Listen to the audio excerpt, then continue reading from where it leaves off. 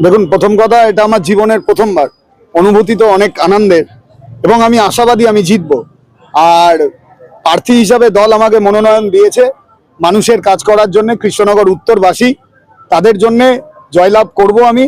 সংবিধানকে বাঁচাতে কৃষ্ণনগরবাসীর সাথে আমরা আগামী দিনে কাজ করব।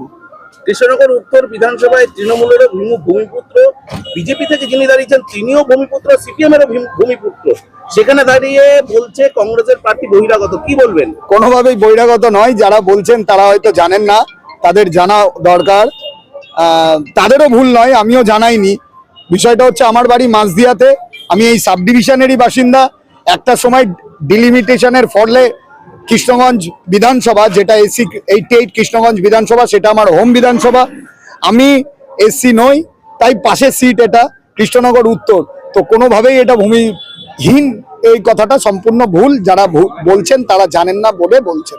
কি কি বিষয় নিয়ে আপনি প্রচারে নামবেন?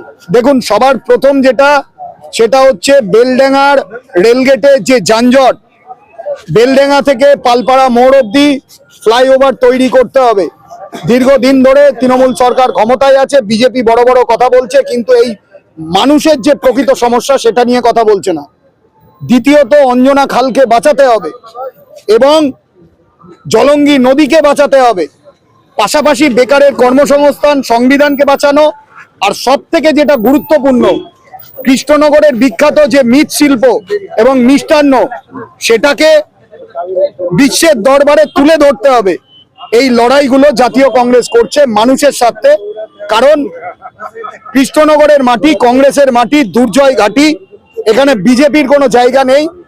বিজেপির বিরুদ্ধে এই লড়াই আন্দোলন আমাদের চলবে এবং তৃণমূলের বিরুদ্ধে। সম্পূর্ণভাবেই আশাবাদী।